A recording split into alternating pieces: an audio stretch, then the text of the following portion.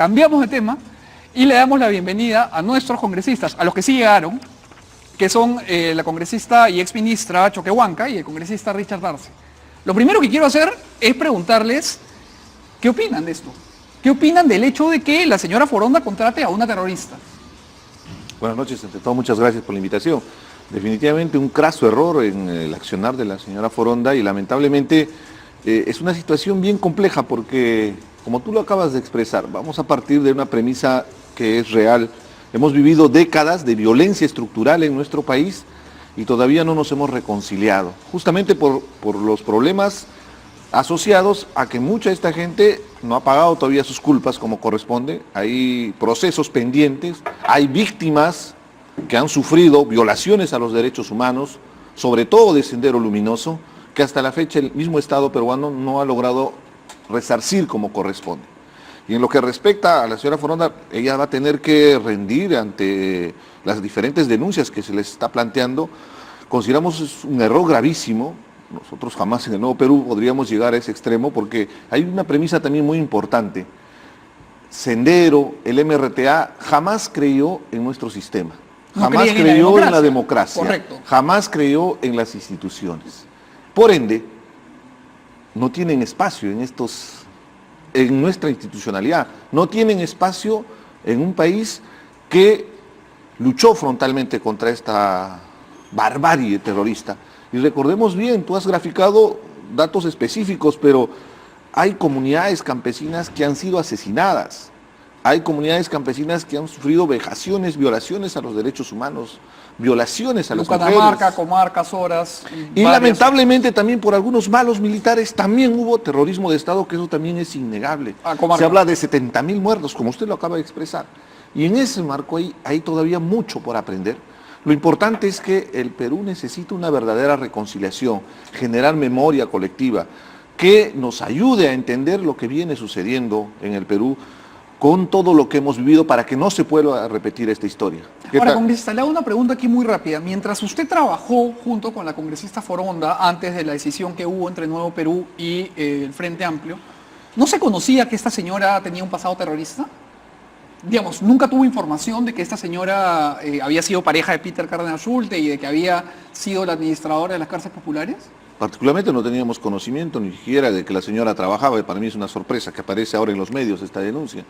Y evidentemente nuestra relación fue mucho más corta porque en su momento, justamente por diferencias irreconciliables, tomamos la decisión del Nuevo Perú de separarnos del Frente Amplio, que al final hubo una crítica de parte de sectores de la izquierda progresista respecto a la posición que teníamos, pero habían posiciones encontradas. Irreconciliables. Definitivamente en su momento se expresaron y ahora es responsabilidad estricta del Frente Amplio para que asuma su responsabilidad.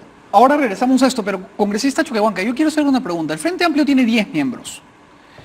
El Frente Amplio se ha dedicado sistemáticamente a deslindar de las posturas personales de algunos de sus miembros.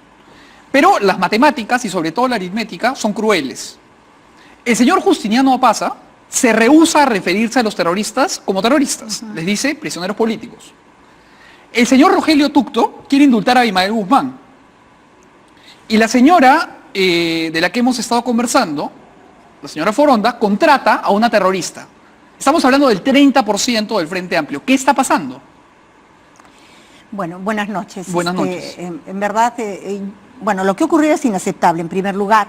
Pero yo creo también que ahí tenemos que hacer un mea culpa en cuanto no solamente a si esta señora está trabajando y desde el primer día en el despacho de la congresista Foronda, sino la falta de filtro que debe haber en el Congreso. Yo creo que eso es muy necesario.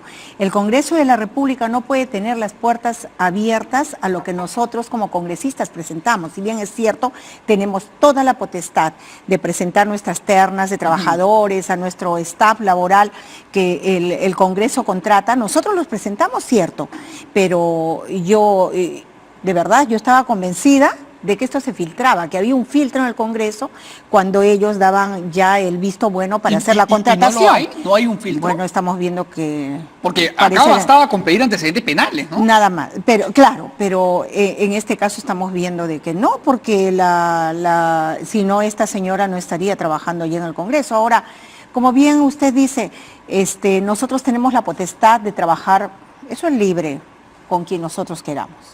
Pero también tenemos que tener el criterio de hacerlo en los espacios que son nuestros solamente y no los institucionales. Y no los públicos. No los públicos. Ahora, ahí me permite usted, congresista, quiero abonar con una pregunta para ambos, y creo que es bueno dejarnos hipocresías aquí. Yo le pregunto, congresista Arce, ¿qué cree usted que pasaría si un congresista de Fuerza Popular tuviese en su despacho a un miembro del Grupo Colina?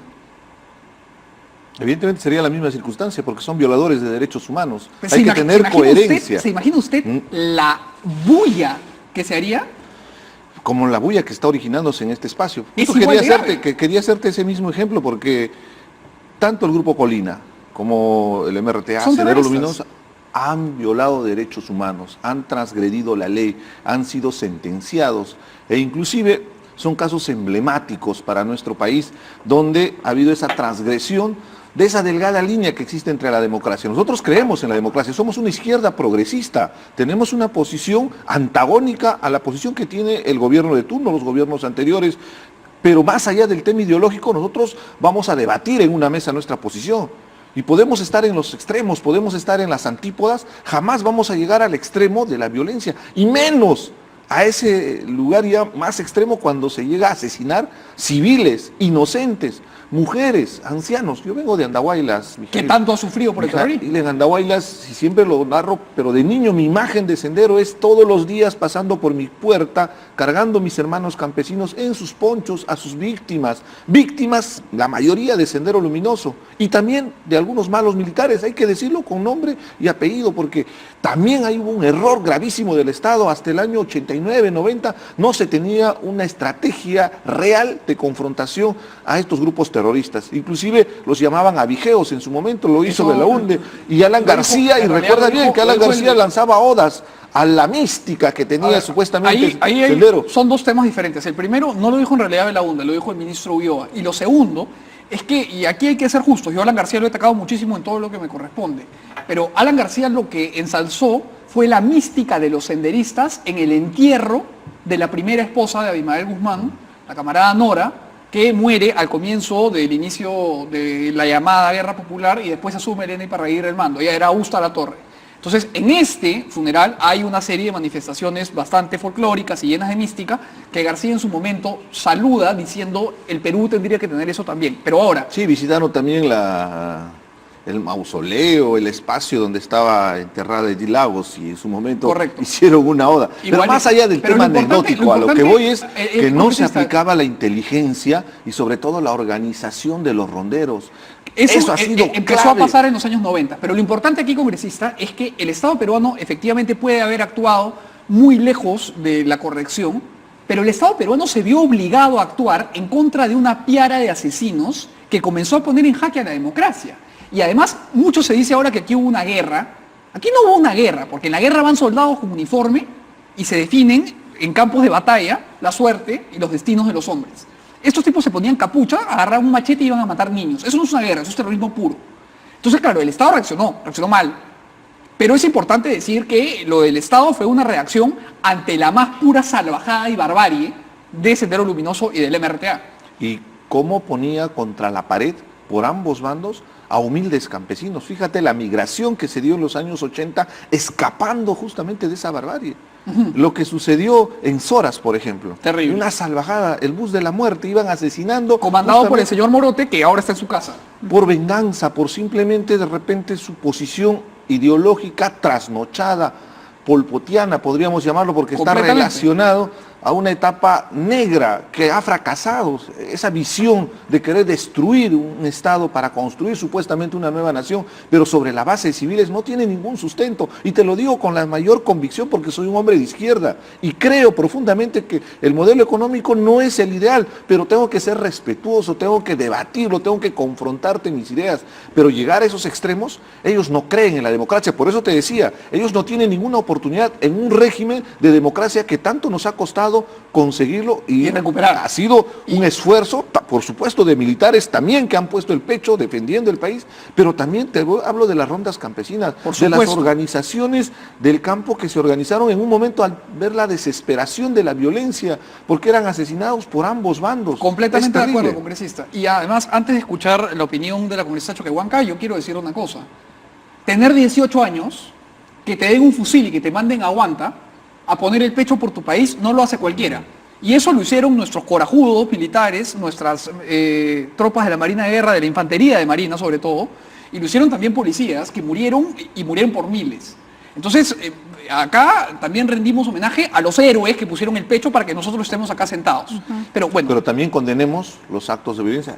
Ayer, antes de ayer, se conmemoró el tema de Cayara, por ejemplo. Correcto, está pendiente. Matanza. Ha habido una marcha, una movilización, porque hasta el día de hoy ha pasado más de 30 años y no hay justicia. Y en para Soras van familias. 34 y tampoco ha pasado nada, y Tarata van 26. Y seguimos enumerando cada uno de los casos execrables de violaciones a derechos humanos.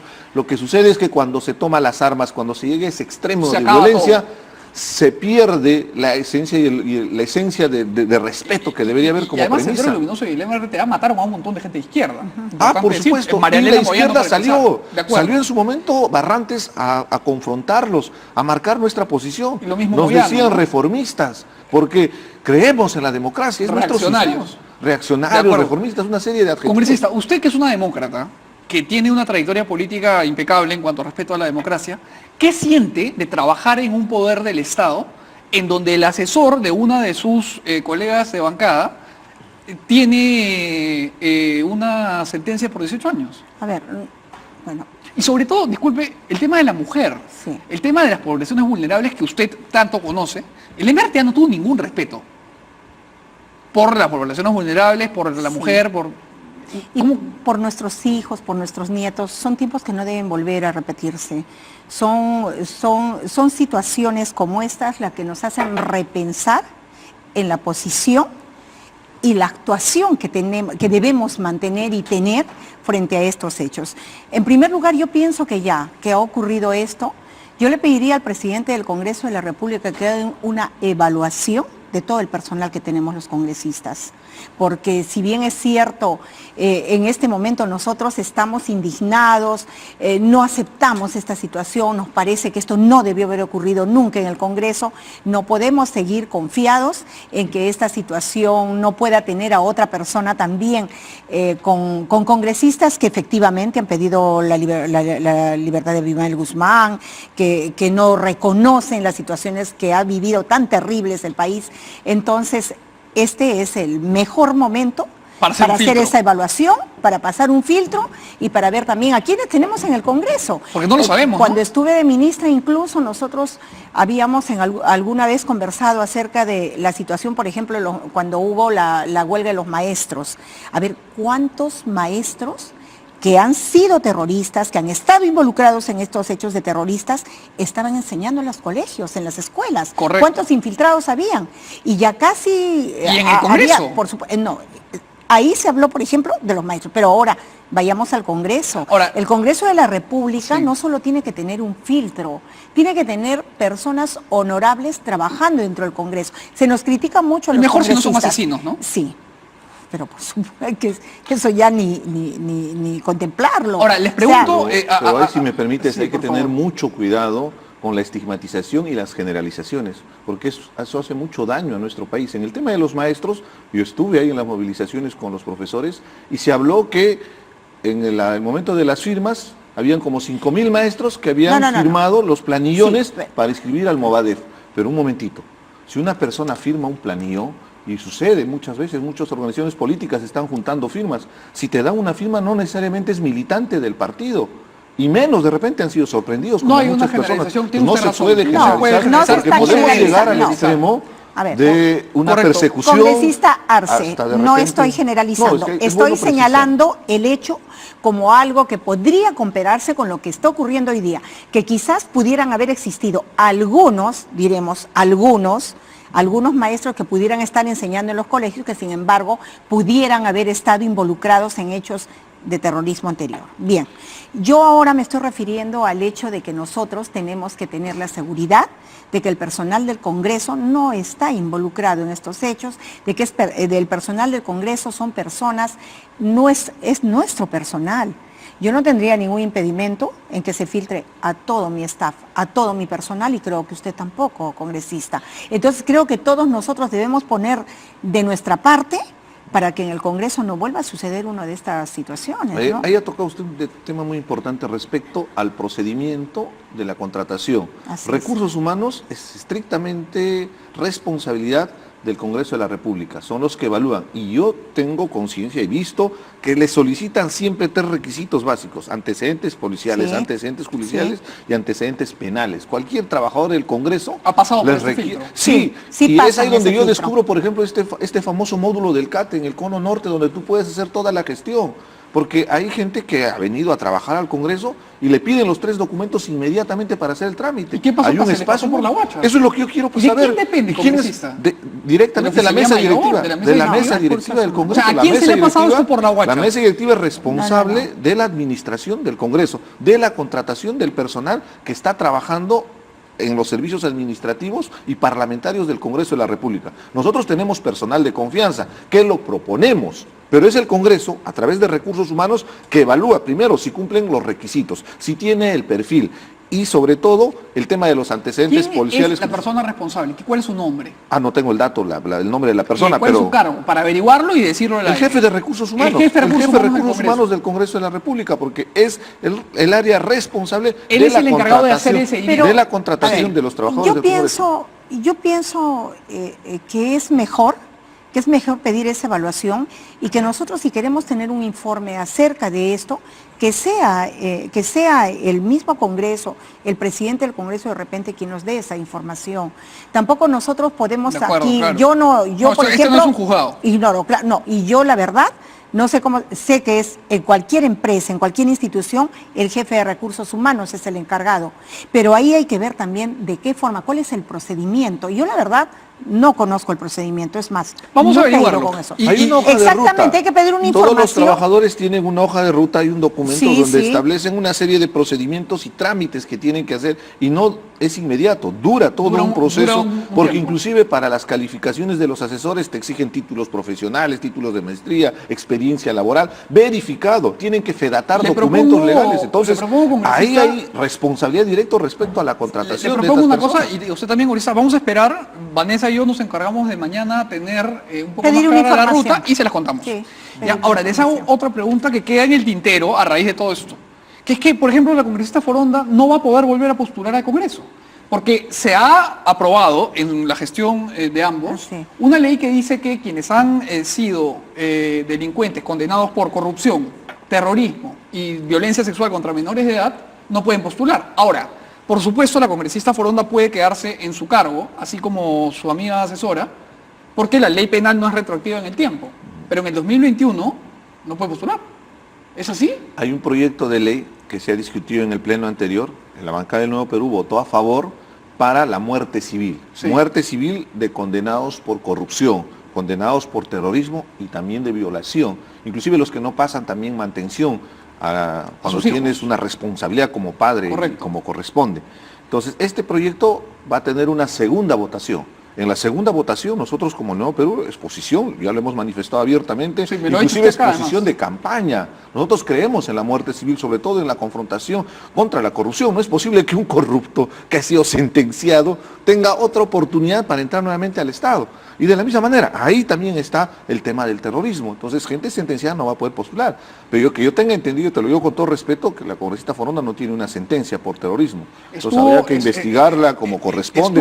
Estuvo presa, pero luego fue indultada y además fue juzgada por un tribunal sin rostro. Entonces, no se aclaremos considera- esa información, Hay que aclarar, aclaremos pero esa estoy hablando yo de información, la señora- evaluemos su situación estoy hablando legal. de la señora Es nuestra responsabilidad de informar Madrid con Bonillo. la verdad y con la transparencia. La Porque señora es un Madrid tema Bonillo muy tiene delicado. una sentencia. Bueno, la Sí. señora sí, por Sí, supuesto, sí. estamos hablando, señora, tú mencionaste a la congresista Foronda, y te lo digo con la mayor objetividad, porque en este tema es muy sensible, el tema de la violencia estructural que hemos vivido entre la década de los 80 y los 90 es muy sensible por todo lo que ha significado y las heridas abiertas que todavía están. Congresista, Entonces, estoy es tan de acuerdo con importante la usted que estoy reconciliación. indignado de que mis impuestos vayan a una terrorista, porque es sensible, porque hay sangre que no ha cicatrizado y porque hay peruanos Así que es. no han tenido resarcimiento de ningún tipo. Y hay que informar con la objetividad que corresponda. Si el presidente del Congreso de la República sale indignado por este tema, también tiene que salir indignado por las múltiples denuncias de congresistas de casos vergonzosos que al final vamos a tocar seguramente uno de los temas, está descalificando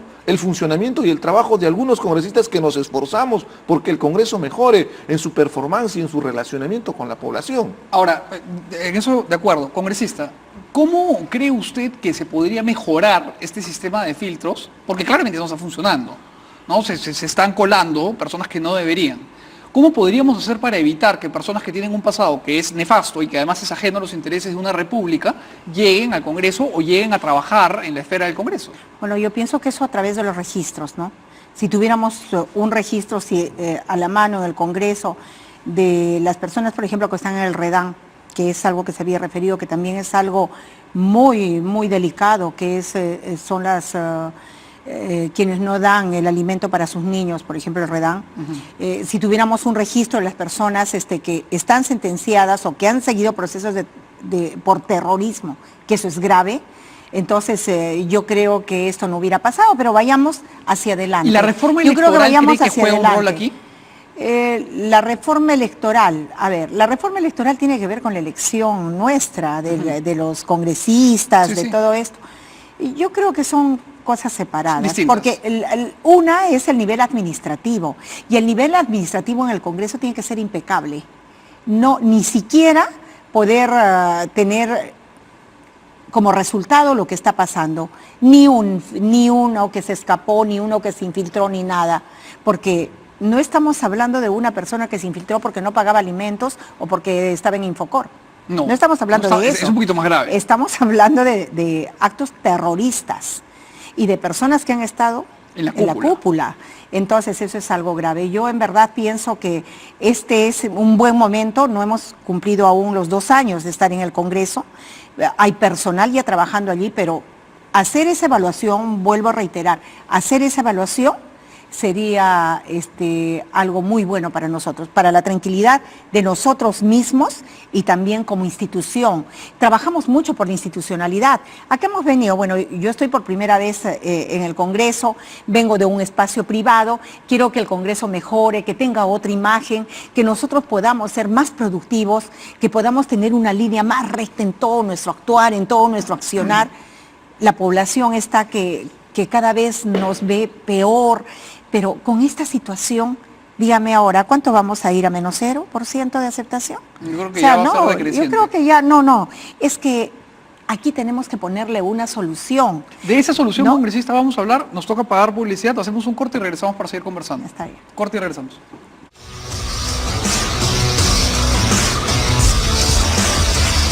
Estamos de vuelta en contacto, señores, y tenemos unas gráficas que vamos a ver con respecto a la aprobación y vamos a tratar de entender qué es lo que Datum ha recogido por parte de la ciudadanía. Vane, no sé si me puedes ayudar comenzando con las claquetas, ahí está. A ver, la primera pregunta, Manuelito, a ver un empujón en la pantalla. La primera pregunta dice, ¿qué nota de 0 a 20, tipo colegio, le pondría a la labor que viene haciendo el Congreso y las bancadas de los congresistas? Y las notas son las siguientes. Al Congreso le ponen 0,7, a Acción Popular 0,9, a Alianza para el Progreso 8, a Peruanos por el Cambio 8 y a Nuevo Perú 8, en promedio 8. Fuerza Popular recibe 7, Frente Amplio 7, los Avengers, maldita la hora de la que le pusieron ese nombre, pero en fin ahí están, Vengadores. 6.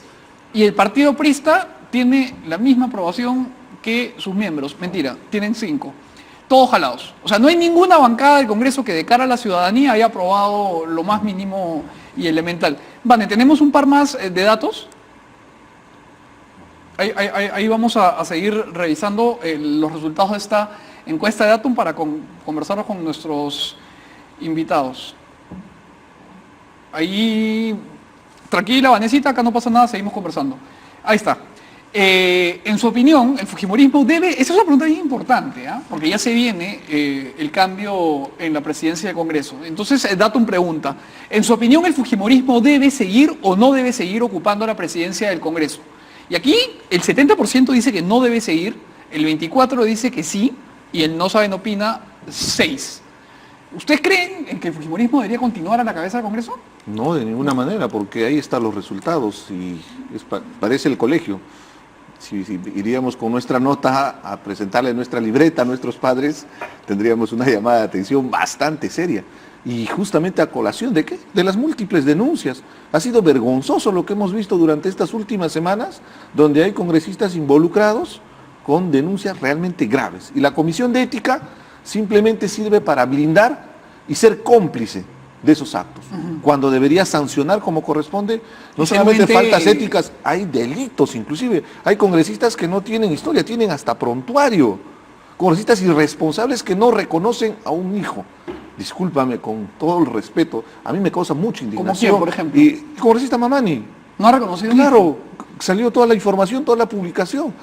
Usted ha sido ministra de la Mujer, ¿ha visto cuántos casos, cuántos problemas tenemos por padres irresponsables? O sea, uno tiene que ser lo suficientemente varoncito de asumir su responsabilidad y ante un menor hijo corresponder como corresponde, como padre de familia. Como padre de familia, Sí, pero no solamente además, en el tema económico, en el tema emocional. ¿Por qué tanta violencia en las calles? ¿Por qué tanto niño abandonado en las calles? Por esos padres irresponsables. Entonces, que un congresista llegue a ese extremo, discúlpeme, da mucho que desear. Y lo segundo, definitivamente, el fujimorismo no ha dado la talla, no han agendado temas. ¿Hace cuánto tiempo estamos pidiendo el Pleno Mujer? Que por fin algunas congresistas del fujimorismo, también hay que reconocer ese día, el jueves pasado, sí, se pararon y exigieron que se toque un tema muy bien hecho, importante, viendo tantos feminicidios, violencia contra la mujer. De la misma manera, temas que se agendan a nivel nacional para ver temas de pensiones, derechos de comunidades. Eso no se agenda. Se agenda lo que le interesa al fujimorismo en función de sus pretensiones político-partidarias. Y yo solo quisiera terminar con algo muy importante que tú acabas de plantearle a la congresista respecto a la reforma electoral. Ahí está el origen del problema. Vamos a hablar del tema de la reforma electoral. Vane, vamos con la otra claqueta, porfa. Ya, aquí Datum pregunta, en su opinión, ¿el Congreso blinda o no blinda a los congresistas que tienen cuestionamientos éticos acusados para que no sean desaforados? Congresista Choquehuanca, aquí la pregunta, además de que es bastante atinada, si blinda dice 63%, no blinda 23%, ¿cómo es posible que los peruanos, y se lo pregunto como ciudadana, puedan entender que una congresista, como la siempre bien ponderada benemérita Yesenia Ponce, se haya inventado a su promoción del colegio, a sus profesores, a sus amigos de la clase, al colegio en el que estudió y no sea desaforada? Lo único que le faltó, como decíamos el otro día a la congresista Ponce, fue inventar su fiesta de prom. Se inventó todo. Y no la desaforó, o sea, no pasa nada en ética, pasó piola. ¿No? ¿Qué está pasando? ¿Por qué hay estos blindajes, congresista? Bueno, esta es la mayoría legislativa, ¿no? O sea, ese ¿Usted cree que es culpa de Fuerza Popular? No, tienen la mayoría en la Comisión de Ética, fueron ellos quienes la exculparon, ¿no? La blindaron. Yo creo que sí, que es sano para todos. Yo creo, vivir en democracia significa también tener que alternar el poder, tener que alternar todos los espacios que nosotros manejamos en el Congreso para que podamos lograr buenos resultados, sobre todo más democráticos, hay que democratizar todos esos espacios en los que nosotros nos movemos día a día, ¿o no? Las comisiones, por ejemplo, cuando nosotros dictaminamos, cuando las iniciativas de ley entran, o sea, puede entrar una iniciativa mía, no soy mayoría legislativa, puede entrar al año. Y si soy mayoría legislativa, puede entrar a las 2 semanas, antes del mes. Eso viene ocurriendo. Pueden el periodo de las comisiones. Hay muchas veces que de frente va el pleno. Entonces, y se aprueba hasta en comisión yo creo permanente. que tenemos que democratizar más esto. O sea, eso es por la salud misma del Congreso. Ahora, ahí estuvimos, por ejemplo, estuvo preguntando acerca de si tenían que seguir presidiendo la mesa directiva. Yo creo que hasta para ellos va a ser muy saludable que esto respire, se oxigene, Claro, y tengamos una mesa directiva más multipartidaria, mucho más democrática. Y que pueda representar también. más Así es. abiertamente. Y esto va a hacer también que el Congreso pueda recuperar El prestigio un que poco algún día el prestigio, claro, poco a poco eso se puede ir recuperando, pero todos tenemos que poner de nuestra parte. No podemos entrar a decir, tuve la votación, la mayoritaria, la población votó por nosotros, somos mayoría. Está bien, somos mayoría. Pero en el Congreso todos somos congresistas, entonces todos tenemos el derecho también de sumar, de participar, de estar, de aportar. Creo que finalmente esto hasta va a liberar el hecho de establecer blindajes. Correcto. Porque como no tenemos mayorías legislativas partidarias, mayorías partidarias dentro de las mismas comisiones, entonces vamos a tener una mejor posibilidad de que haya equidad en el momento de votar, que la votación sea mucho más justa. Vane, no sé si nos queda una claqueta más. Por favor, vamos con la última. Y la última pregunta para ir cerrando es la siguiente. ¿El fujimorismo debe seguir o no presidiendo la Comisión de Ética, que es lo que mencionaba el congresista Arce del Congreso? 73% dice que no y 20% dice que sí. Creo que la encuesta habla por sí misma, ¿no? Pero más allá de quién preside o no, en realidad lo que se requiere es una reestructuración, una reingeniería en la Comisión de Ética. Para que su conformación sea contextural. Para empezar, que sea equitativo la distribución de los miembros que conforman la Comisión una de bancada, Ética un miembro. mínimo. Y lo segundo, ver la posibilidad de incorporar a terceros para que haya una digamos visión, un consejo de mayores, gente que tenga mucha experiencia. excongresistas, personas notables, como sucede en otros parlamentos. Y ya existen esas propuestas, de que sean por supuesto, hay iniciativas congresistas, legislativas. claro, que han tenido mucha experiencia, que pueden manejar mejor esta comisión, y la propuesta de que sea uno por bancada, somos 7. 7 bancadas. Sí. No, y ahí hay un detalle muy importante. En realidad, la Comisión de Ética existe en muchos congresos, inclusive en otros sectores, y es una especie de autorregulación. Claro. Pero al tener esa responsabilidad de autorregulación, tenemos que ser responsables, pues. Y la responsabilidad pasa porque realmente la Comisión de Ética ayude a sancionar las faltas graves y que no sea un instrumento de persecución política. Porque es curioso, la congresista Marisa Glave interviene en un acto vedado que estaba haciendo el municipio de Barranco, pretendiendo vender el estadio La Unión de Barranco con el congresista del Castillo, y ese procedimiento sí abren un proceso de investigación en la Comisión de Ética. Y frente a lo que tú acabas de expresar de otros congresistas, la señora Ponce. Para mis amigos, todo. Para mis adversarios, la ley. La ley del embudo, ¿no? Es indignante. Entonces no puede funcionar así la Comisión de Ética por su mismo nombre. Yo he sido miembro de la Comisión de Ética. Fui retirado en su momento por Marco Arana por las discrepancias políticas, pero lo que yo recuerdo, y me siento muy honrado por eso, me ceñía estrictamente al reglamento del Congreso. ¿Qué es lo que hay más que hacer? allá de mis intereses personales. De intereses político-partidarios, porque eso es lo que se ve. Cada uno blinda a sus partidos políticos. Acá no. Acá se tiene que blindar en función de nuestros criterios y nuestra formación, nuestra posición ética, deontológica. Pero en este momento está en reestructuración, digo, y la reestructuración no hay es lo que... nada de la reestructuración, no existe, no hay está una la Comisión de propuesta. Ética, sí. Eso es lo que está pendiente. Claro. Queda Y está pendiente. Queda pendiente esta conversación con ustedes porque hemos volado en tiempo, así que vamos a despedirnos. Les agradezco a los dos muchísimo por haber venido, también a la congresista Foronda, donde sea que esté. Por no haber venido. Por no haber venido. Y espero que puedan regresar pronto para seguir conversando con nosotros. Hacemos un corte. Si me permites algo chiquito, mañana vamos a rendir homenaje a Javier Díaz Canseco en el Parque Bausati Mesa en Jesús María a las 6:30. Va a haber una proyección de un video, un hombre, un congresista que dio la talla en su momento. Ahí estarán quienes lo siguen. Muchas gracias por la supuesto, invitación, le congresista. damos la Hacemos un invitación corte pública. y regresamos para hablar Gracias. en realidad del tema más importante del mundo, que es Pablo Guerrero. Corte y volvemos.